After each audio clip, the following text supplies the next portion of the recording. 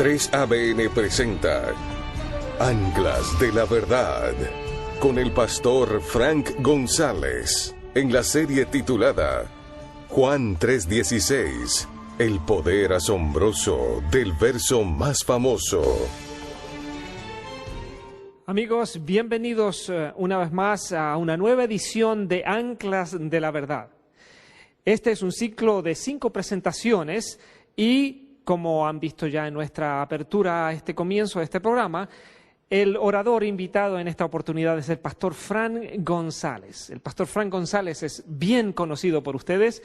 Ha estado participando en 3ABN Latino ya por muchos años. El pastor Frank González es orador emérito de La Voz de la Esperanza, ministerio al que ha servido ya por muchos años y ahora se dedica en la obra pastoral a ser el pastor de la iglesia de Avon Park. Es una iglesia angloparlante en el estado de Florida, una iglesia muy numerosa de más de 900 miembros.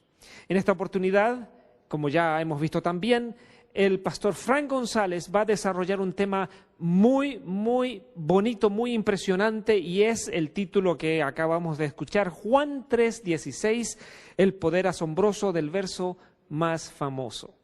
Y él desarrollará este tema en 5 partes: un amor incomparable, un mundo de salvación, un regalo irrevocable, una fuerza invencible y, por último, una vida genuina y sin fin. Los invito a que pongan atención y puedan disfrutar de esta serie de 5 temas guiados de la mano del pastor Frank González en este asombroso tema, el poder asombroso del verso más famoso.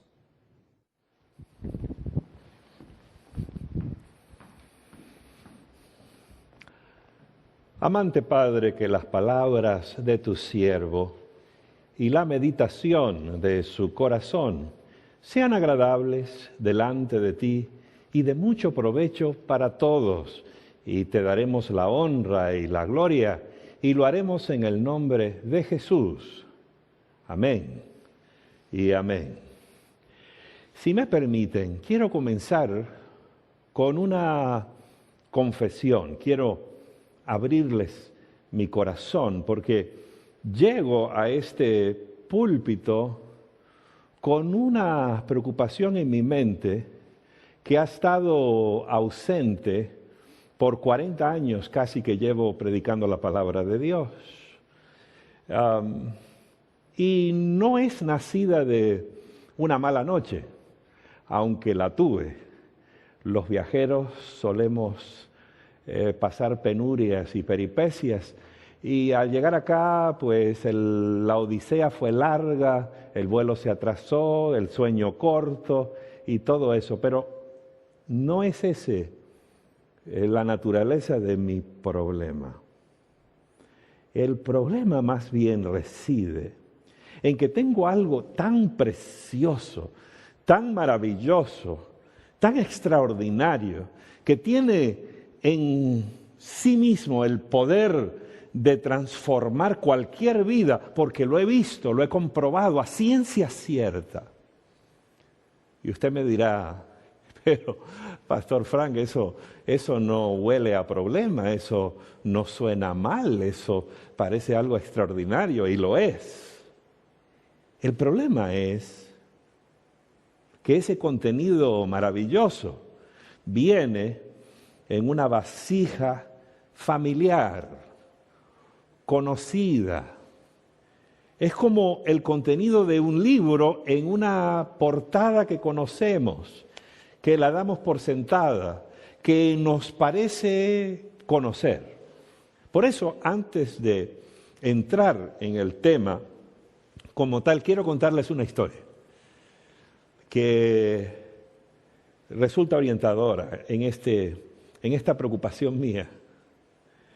Se dice que había una pareja, un matrimonio joven, y ellos, ambos, inclusive esa idea, ese afán, es el que los había juntado. Ellos querían dedicarse a buscar oro.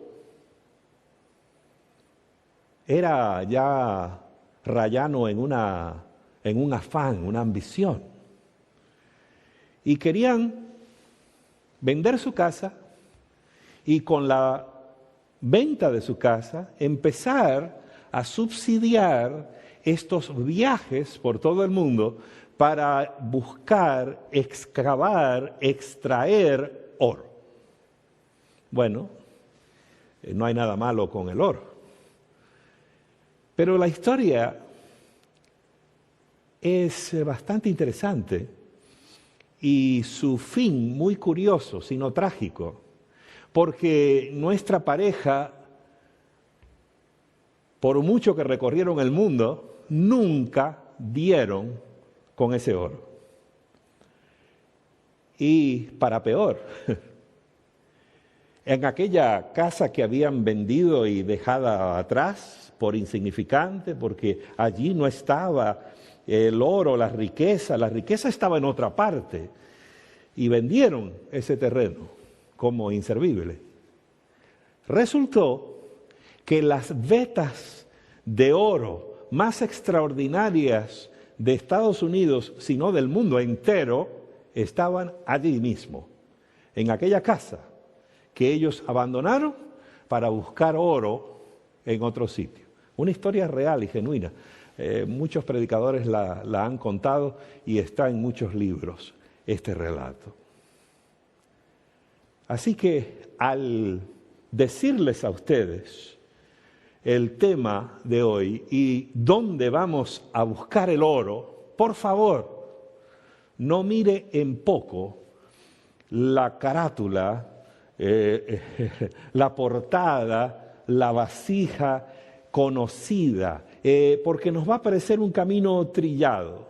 Si yo les digo a ustedes que vamos a dedicar no una, no dos, no tres, no cuatro, pero 5 temas a estudiar Juan 3:16, me puedo imaginar a alguien decir: Pastor Frank, por favor, ¿quiere decirme usted que vamos a estudiar ese versículo, el que más conocemos, el que podemos decir de memoria, el más elemental, lo primero que aprendemos, y vamos a buscar el oro allí?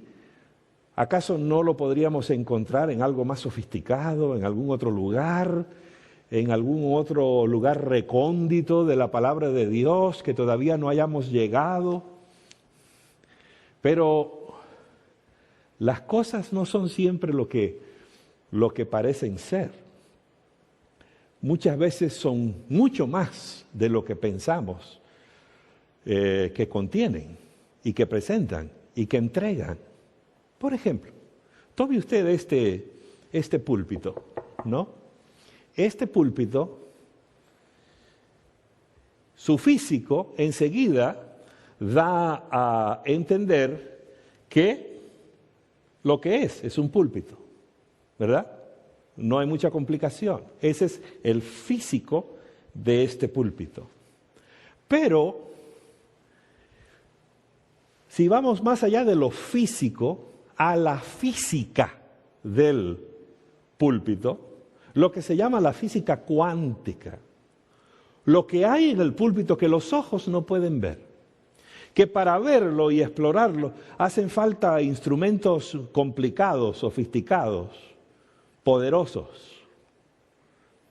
Entonces descubriríamos otra cosa. Descubriríamos que esto aquí, esta materia, como cualquier otra materia, es, si la vemos en su física cuántica, si nos adentramos a sus partículas más diminutas, si vamos allí a verlo en su contenido subatómico, donde la teoría que se llama la teoría de cuerdas, que estudia estas cosas, la física cuántica, veríamos de qué está compuesto. Y el descubrimiento más grande del siglo XX, por si no lo recibió, por si le pasó por alto, gracias a las investigaciones de científicos como Alberto Einstein y otros, es que toda la materia, incluyendo la de este púlpito, no es otra cosa que energía atrapada. La materia es energía. Por siglos se creyó que la materia era una cosa y la energía otra cosa. Pero ahora sabemos, a ciencia cierta, que la materia no es otra cosa que energía. Ahí está, atrapada.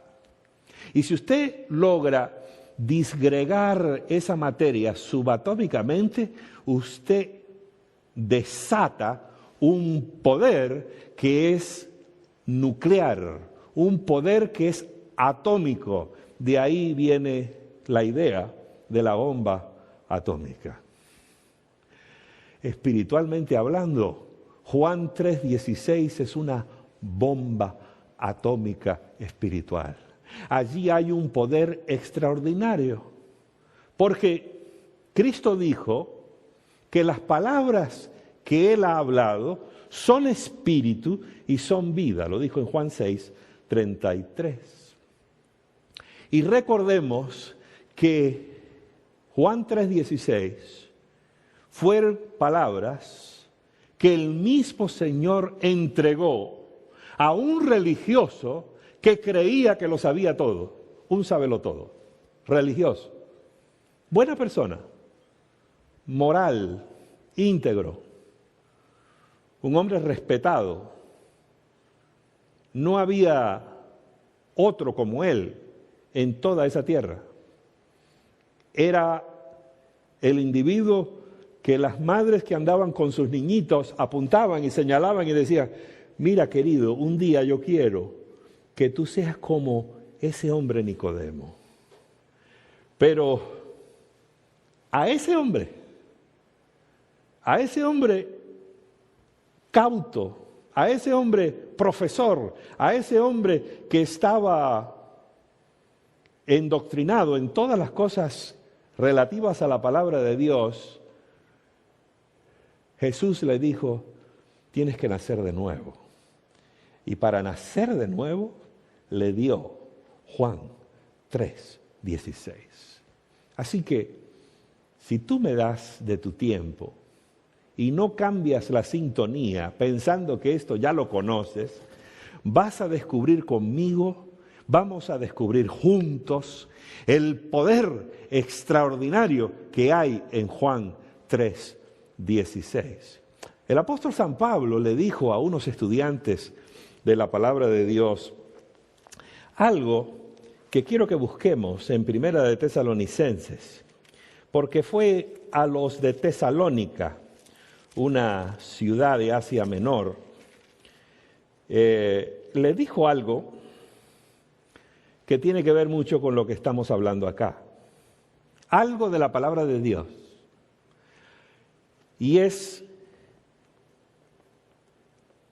aún más aplicado a la palabra de Jesús. Porque Juan nos dijo que en el principio era el verbo era con Dios y el verbo era Dios. Y ese verbo se hizo carne y habitó entre nosotros y vimos su gloria. Ese verbo es Jesús. Jesús desde el comienzo ha sido la palabra poderosa de Dios por el cual los mundos fueron creados y por la cual esa palabra llena de vida y de espíritu es la palabra, querido, querida, que puede transformar tu vida. No importa cómo se encuentre, no importa cuánto sepas o cuánto ignores. La palabra de Jesús es lo que tú necesitas hoy, ahora. Esa palabra poderosa puede cambiarte. ¿Por qué? Pablo se lo explica aquí a los tesalonicenses. En verdad los felicita con estas palabras que se hallan en Primera de Tesalonicenses capítulo 2, versículo 13, dice: por lo cual también nosotros sin cesar damos gracias a Dios de que cuando recibisteis la palabra de Dios que oísteis de nosotros, la recibisteis no como palabra de hombres, sino según es en verdad la palabra de Dios, la cual actúa en vosotros los creyentes. Entonces, Él dice que la palabra de Dios hace algo. Porque muchas veces el problema que confrontamos nosotros cuando tenemos mayor necesidad de un buen consejo es que estamos tan desgastados emocionalmente que no tenemos las fuerzas emocionales para poner en práctica ese buen consejo. Entonces, la palabra que necesitamos, la palabra orientadora que necesitamos, el consejo que necesitamos, tiene que venir, por así decir, con las pilas incluidas. La palabra que necesitamos tiene que tener el poder ella, porque nosotros lo tenemos desgastado, porque a veces la vida nos ha dejado sin ningún problema, porque a veces lo que necesitamos es que la energía venga de otro lugar, porque en nosotros no está. Y por eso dice aquí que esta palabra, la de Dios, obra en vosotros que creísteis. Es decir, la misma palabra obra. La palabra misma tiene el poder de obrar, de hacer algo. Y ese verbo, la cual actúa, la palabra que actúa, no tú actuando, la palabra actúa. ¿Dónde actúa? En ti, cuando la recibes. Ese verbo actuar en el original, en el griego koiné, que escribió el apóstol Pablo, la palabra es energeo. Sí, esta palabra, y sobre todo la cual habló Jesús, Juan 3:16, por ejemplo, tiene la energía de Dios. Pero muchas veces tenemos que disgregar esa energía. Tenemos que adentrarnos en sus entrañas. Tenemos que sacar de allí la energía que nos parece no ver, que no la vemos en la superficie, pero ahí está. Y cuando nos dedicamos, cuando tomamos tiempo de la vida agitada que llevamos y estad quietos y conoced que yo soy Dios, dice el Señor. Y si tú tomas tiempo ahora de tu vida para escuchar estos temas, estos 5 temas sobre Juan 3:16, quiero decirte que va a llegar una energía a ti, va a llegar el poder de Dios, porque estas palabras habladas por Jesús, entregadas a un hombre docto que se creía que no las necesitaba y después se vio transformado por ellas, tú también vas a recibir esta transformación. Así que te invito, querido, querida, te invito, televidente, para que tomes tu tiempo y vamos a entrar sin apuro y con detenimiento, con el debido detenimiento, con la necesaria atención, con la suficiente paz y sosiego para que esta energía nos llegue, para que entre en nuestro espíritu y en nuestra alma, para que reorganice, para que actúe. Esa palabra actuará en ti. Esa palabra te dará energía divina. Esa palabra te va a llevar y te va a adentrar al corazón de Dios y lo vas a conocer como nunca antes. Y cuando tú conoces a Dios, porque Juan 3:16 nos lleva al ADN de Dios y vamos a ver cómo. Bueno, eso es a manera de introducción a la temática de esta semana. Ahora pasamos al versículo. Juan 3:16 empieza con estas palabras conocidas. De tal manera amó Dios. Lo primero que tú tienes que saber, querido, querida, es la manera como Dios te ama. El apóstol Pablo, el mismo que acabamos de leer, nos dice en otro lugar que vamos a buscar, en el libro a los Efesios, en el capítulo 3, nos dice algo extraordinario. Dice él, esta vez se lo dice a los cristianos. Se lo dice a personas que ya debieran de saber estas cosas. Pero el apóstol dice a ellos que él está haciendo algo. Él está orando por algo. Dice que cuando él dobla sus rodillas, lo cual significa una oración no común, porque la práctica judía cristiana del primer siglo era orar de pie en las mayorías de las oraciones. Por eso si usted va a Jerusalén, usted va a ver allí en la pared de lamentación mucha gente orando de pie y a veces inclinándose.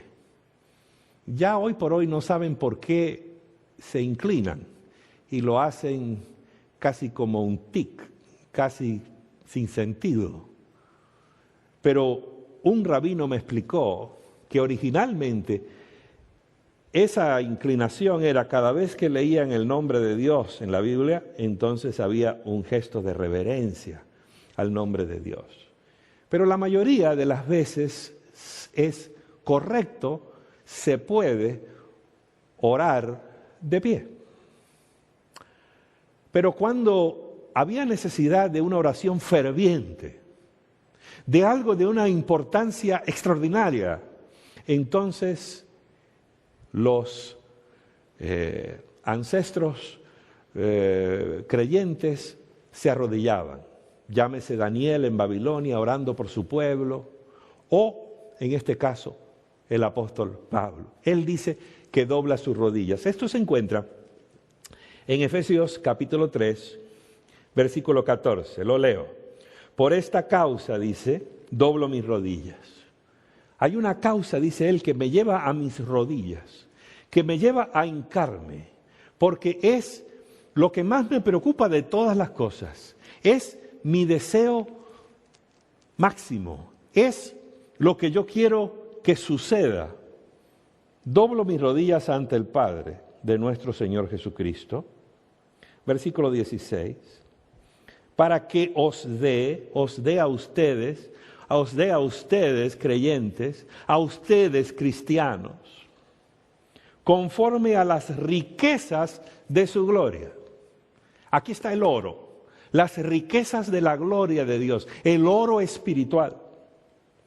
El ser fortalecidos con poder en el hombre interior por su espíritu, para que habite Cristo por la fe en vuestros corazones, a fin de que, arraigados y cimentados en amor,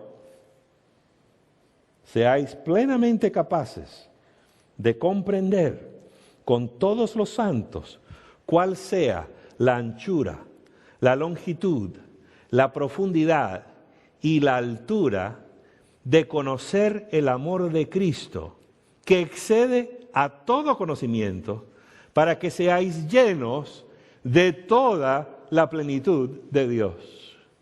Mira, querido, la vida es difícil. En honor a la verdad, la vida a veces es más que difícil. Un predicador popular ha dicho que cuando la vida se torna bravía, es entonces que los bravos o los valientes la conquistan.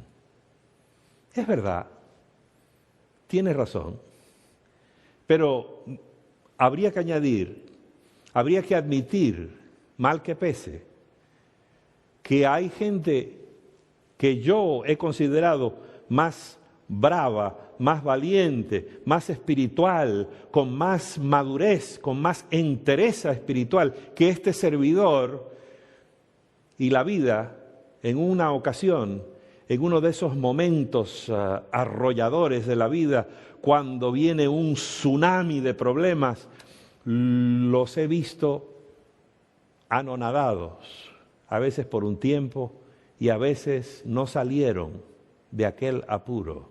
Porque en honor a la verdad, habría que decir que la vida no es solamente difícil, la vida puede ser imposible. Y eso lo sabía el apóstol Pablo. Si alguien sabía, eso era el apóstol Pablo. Si alguien estaba curado de espantos, era el apóstol Pablo. Él en ciertos lugares de sus cartas hace un recuento a veces de las penurias y peripecias por las cuales ha pasado. Él sabía que la vida podía ser muy difícil. Y por eso él dice que él está orando por algo. Que él está doblando sus rodillas para que el cristianismo, para que los creyentes sepan algo. Que si lo comprenden, dice él, si comprenden esto, entonces van a estar cimentados, arraigados, es decir, van a tener una solidez. Usa términos de la agricultura y términos de la arquitectura. Cimentados, como una columna que no puede ser movida. O como un árbol macizo de esos que no puede ser desarraigado. Dice que si comprendemos la anchura, la longitud, la altura y la profundidad de algo, ¿cuál es ese algo? El amor de Dios en Cristo Jesús. Lo que en el original se llama ágape o agape, dependiendo de si lo pronuncia en castellano o en el idioma original. Dice que si nosotros entendemos el amor de Dios, de tal manera amó Dios. Si sabemos de cuál manera amó Dios, si comprendemos ese amor, aunque Él dice que excede todo conocimiento, pero ¿cómo se puede comprender algo que excede todo conocimiento? No quiere decir que al exceder conocimiento que no puede ser comprendido, porque Él está orando para que lo comprendamos. Él no va a estar orando para que comprendamos algo que no se puede comprender. Eso no tiene lógica. Exceder conocimiento, que excede a todo conocimiento, no quiere decir que está más allá de nuestra comprensión. No quiere decir eso. Lo que quiere decir es que es un amor como ningún otro.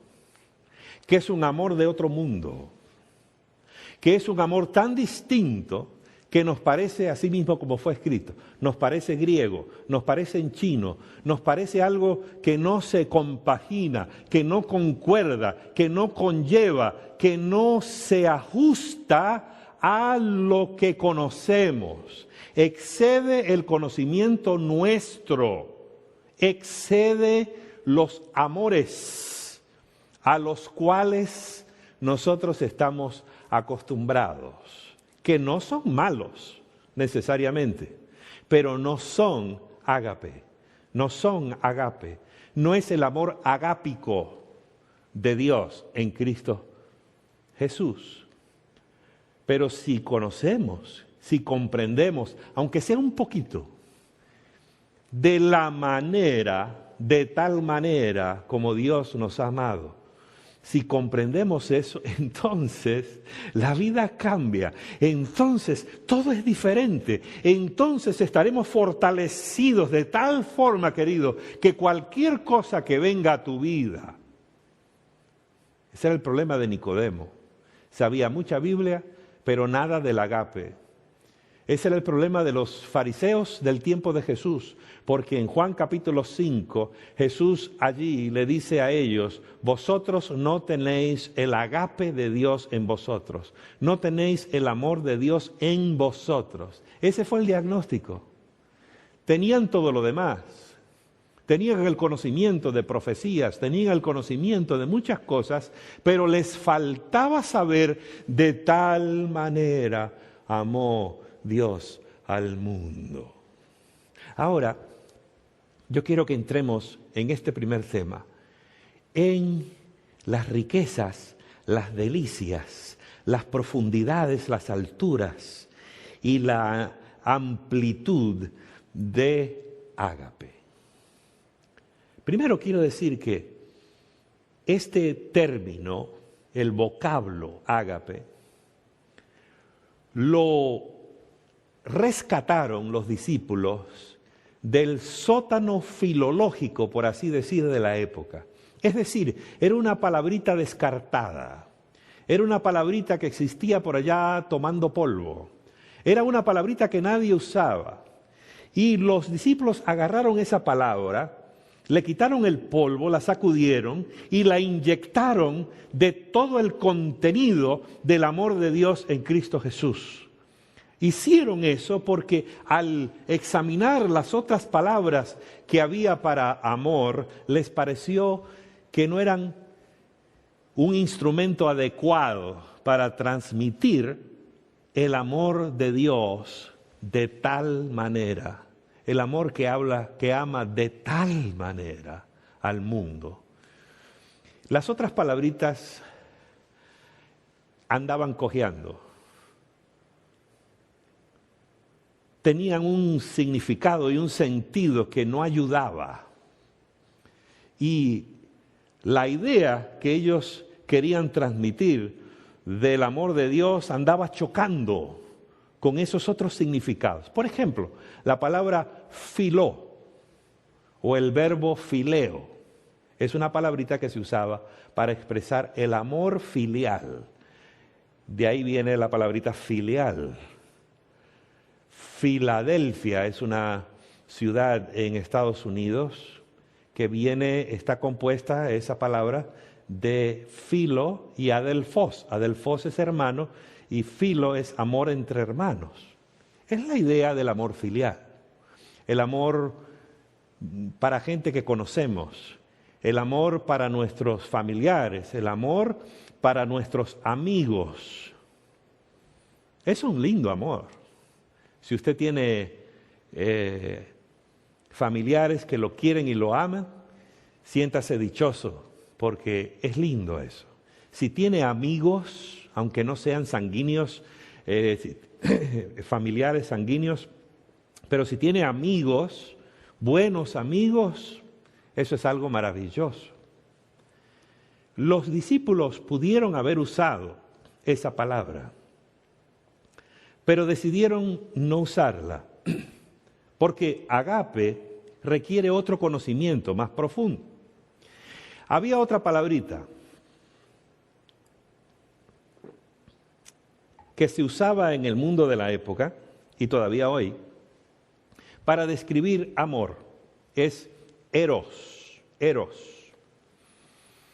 Hoy por hoy hablamos de eroticismo, hablamos de lo erótico, y tiene un sentido barato, sensual, pero no tanto en la época de los discípulos, ¿eh? Hasta se hablaba a veces de un amor esotérico, usando el término eros, aunque también tenía ese significado más bajo, más sensual y sexual.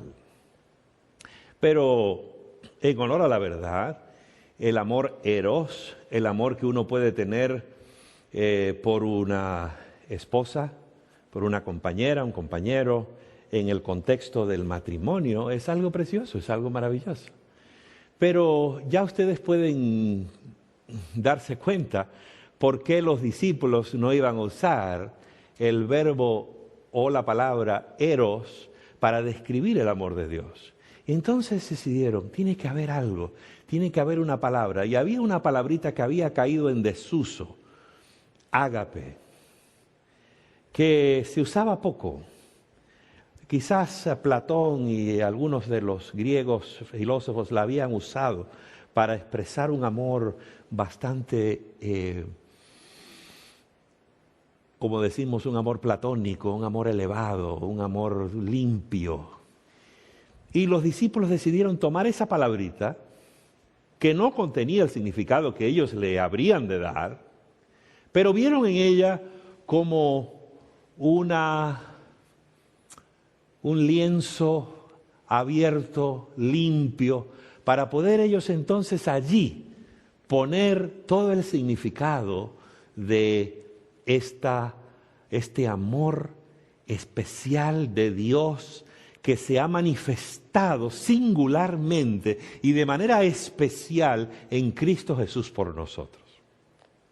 Ahora vamos a ver estas 4 dimensiones antes de que se nos escape el tiempo. Porque el apóstol Pablo dice que él está orando allí para que nosotros sepamos y comprendamos la altura, la profundidad, la anchura y la longitud de este amor. Volvamos a Efesios para marcar aquí este versículo. Efesios 3, versículo 18. Para que seáis arraigados, cimentados, en versículo 17 al final, a fin de que arraigados, cimentados en amor, en el amor agápico de Dios, seáis plenamente capaces de comprender con todos los santos. Noten que el apóstol quiere que todos comprendamos esto. Esto no es un amor para que Frank González lo entienda o algún y que otro predicador por acá. No. No, porque este es el ADN de Dios. La Biblia dice que Dios es amor. Entonces, esto es la esencia de Dios. Si tú quieres comprender quién es Dios en verdad, si tú quieres entender la ciencia de Dios, lo primero que tienes que tratar de comprender es el amor de Dios, el amor agápico de Dios, el amor diferente de Dios, el amor que de tal manera ama al mundo. Y Él dice que entendamos la anchura, la longitud, la profundidad y la altura. Y dice que si conocemos esto, seremos llenos de toda la plenitud de Dios. Alguien, un comentarista, esa gente que se dedica a escribir libros comentando sobre la palabra de Dios, uno de ellos decía, aquí tiene que haber un error, porque es imposible que un ser humano se llene de toda la plenitud de Dios. Y tiene razón, en términos físicos y metafísicos sería imposible. Pero no es a lo que se refiere el apóstol. El apóstol lo que está diciendo es que si tú entiendes a Dios en su amor, recién lo comprendes. Tú te puedes dedicar la vida a estudiar acerca de Dios y acerca de las enseñanzas de Dios y la historia que tenemos aquí en la palabra de Dios acerca de cómo Dios ha actuado en el pasado, etcétera, etcétera. Y es bueno, no perderías tu tiempo, sería una buena tarea. Pero solamente si entiendes a Dios en su amor, en su ADN, puedes comprender quién es Dios. Y es cuando tú comprendes quién es Dios, que entonces ya llegas a comprenderlo. Entonces es cuando un maestro te está tratando de explicar algo, algún concepto, y tú no lo agarras, y por mucho que te lo explican, no pega contigo, y es como que se te escapa, se te va de las manos, y no lo entiendes, hasta que llega un momento que dices, ya profesor, ya lo tengo, porque ahora lo comprendiste. Pablo dice que cuando comprendemos agape, entendemos a Dios. Comprender agape es entender a Dios. No comprender agape es no entender a Dios, aunque te pases un siglo estudiándolo. Por eso él dice, yo estoy orando para que lo comprenda. Bueno, vamos a ver estas dimensiones, porque dice que tiene 4 dimensiones. La primera que menciona aquí en el versículo 18 de Efesios 3, la anchura. Dice que ágape es ancho. ¿Qué significa eso?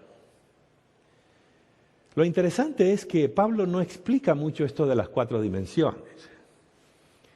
Y hay distintas ideas. Yo te voy a dar la mía, porque ¿cuál te voy a dar? Y quiero decirte con humildad que yo he pasado años estudiando esto, porque tengo la misma fascinación con el ágape de Dios que tenía Pablo, porque yo he descubierto que el ágape es todo lo que dijo Pablo que era. Porque para mí no es una curiosidad intelectual, no es una doctrina que debo de saber, los versículos, poderlos citar y algo para discutir con otra persona. No. Esto es vida. Esto es el energeo de Dios. Ágape es la esencia de Dios. Ágape es el ADN de Dios. Ágape es conocer a Dios. Y por eso me he dedicado. Si has tenido oportunidad de escuchar mis presentaciones a través de los años, si has podido leer algunos de mis libros, tú vas a descubrir que vez tras vez regreso, me remito a el ágape divino. Y le he dado mucha, como dice popularmente, mucho seso, mucha cabeza a este asunto, en oración, pidiéndole al Señor que me guíe. Me ayudó mucho que al hablar del universo de ágape, Pablo mencione 4 dimensiones, porque curiosamente Alberto Einstein decía que nuestro universo físico tiene 4 dimensiones y que esas dimensiones tienen que ver con el tiempo y el espacio. Antes se creía que el tiempo era una cosa y el espacio era otra. Pero ya sabemos a ciencia cierta que el tiempo afecta al espacio y el espacio el tiempo. Ahora, y esto me llevó a revisitar este versículo de las 4 dimensiones de una manera que me elucidó en mi propia mente la capacidad de comprenderlo.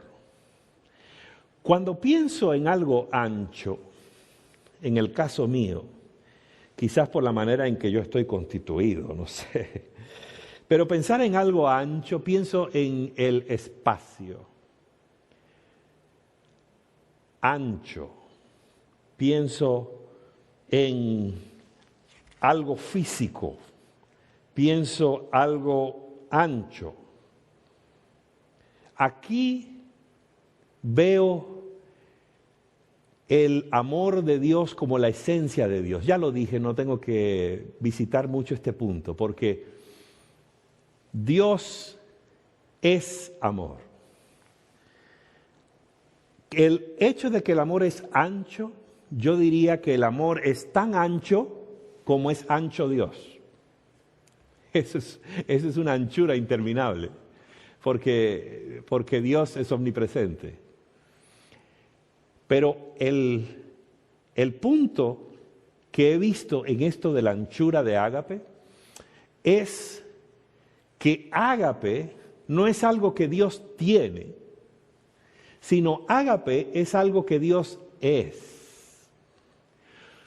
En el caso nuestro, el amor es algo que nosotros tenemos o podemos recibir. Nosotros hablamos de tener amor.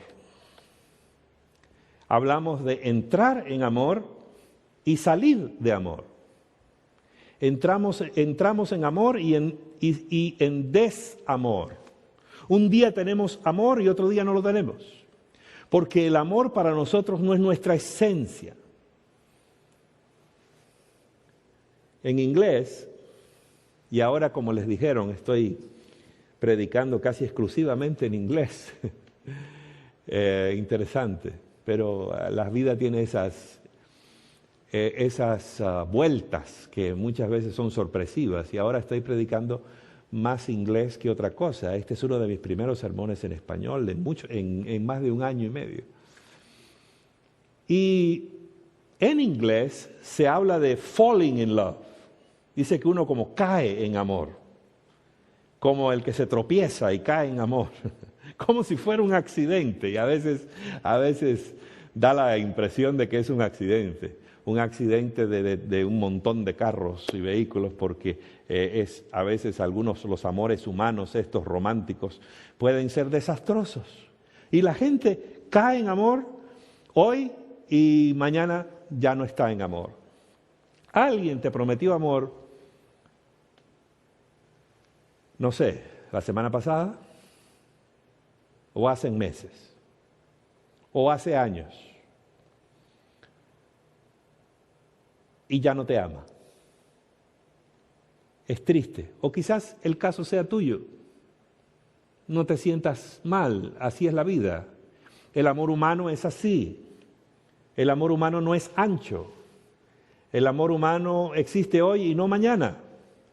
Pero el amor de Dios es, dice Jeremías, en Jeremías 31, dice que el amor de Dios es eterno. Dice, con amor eterno te he amado. Quiere decir que el amor de Dios siempre es. Porque Dios no tiene amor, Dios es amor. Esas son buenas noticias. Porque mira, si Dios tuviera amor por ti, ¿podrías estar contento con eso? Con razón. Pero si te pones a pensar un poquito, Dios tiene amor hoy por mí, la pregunta que se presenta es, bueno, si lo tiene hoy, ¿lo tendrá mañana? ¿Te das cuenta? Lo tiene hoy, pero ¿lo tendrá mañana? No. Tener algo es algo que podemos tener hoy y perderlo mañana.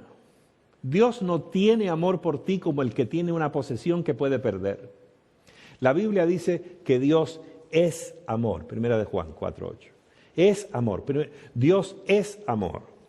Así que Dios no tiene amor por ti. Dios es amor por ti.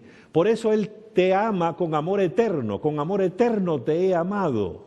Dice Él, hablando a través del profeta Jeremías. Lo puede decir, porque quiere decir que amor es el ADN de Dios. Quiere decir que no hay un momento en su eterna existencia en que Dios no te haya amado a ti y a mí.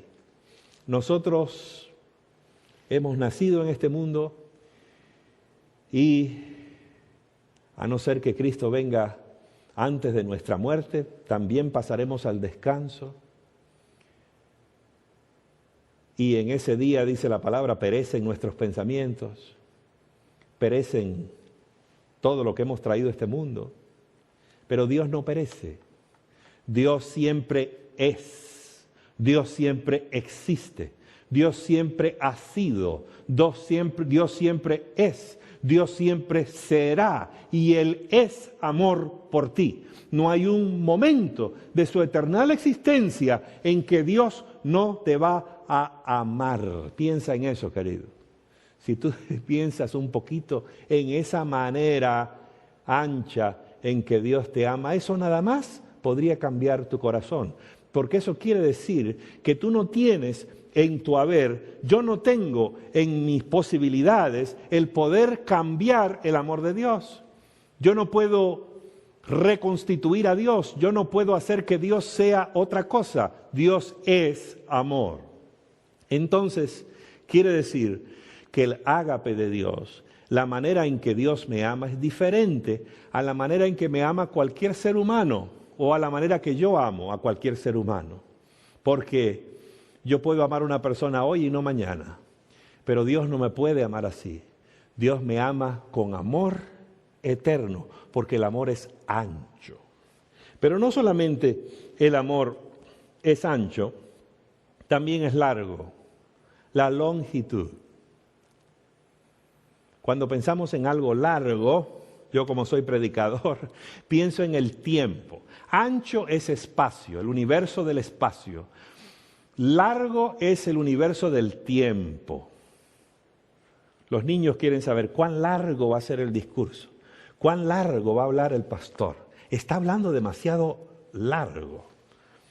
aquí en 3ABN hay que hablar largo, porque le ponen a uno un tiempo y uno tiene que cumplir ese tiempo. Aunque quiera hacerlo más corto, no se puede. El tiempo es largo, el amor de Dios es largo. El amor de Dios cubre la eternidad.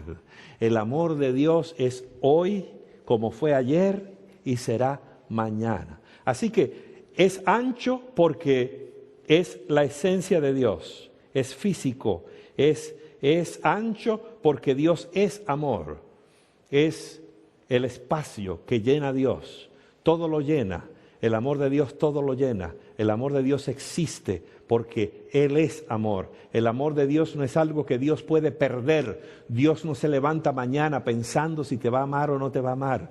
Tú no tienes que hacer como el enamorado con las pétulas de la rosa. ¿Me ama? No me ama. ¿Me ama? No me ama. ¿Me ama? No me ama. No. Las pétulas divinas es me ama, me ama, me ama, me ama, me ama. ¿Ves? Dios siempre te va a amar porque ese amor es ancho, es lo que Él es. Él está constituido de amor. Ese amor es amor por ti. De tal manera amó Dios al mundo. Vamos a ver esa frasecita del mundo un poquito más adelante. El amor es largo en cuanto a tiempo. Y después dice que el amor es alto y profundo.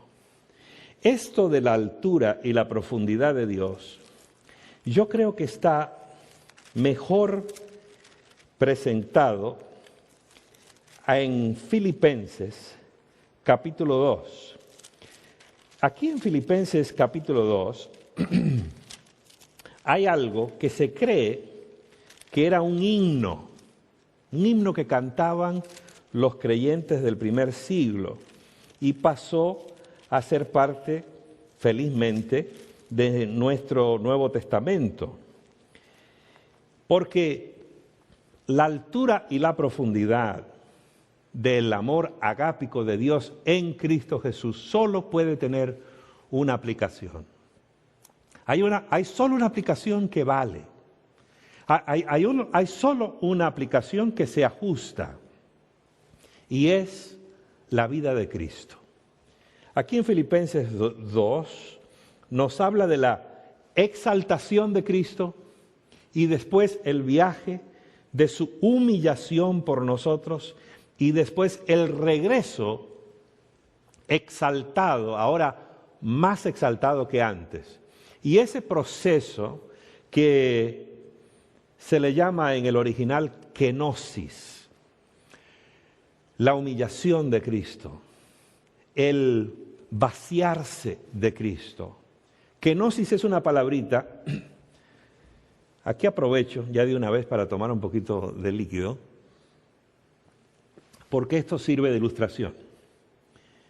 Cristo se vació. La palabra kenosis es tomar este vaso, no lo voy a hacer aquí porque voy a tener problemas, y vaciar todo su contenido hasta la última gota. Hasta que sale la última gota, cuando ya no tiene más que dar.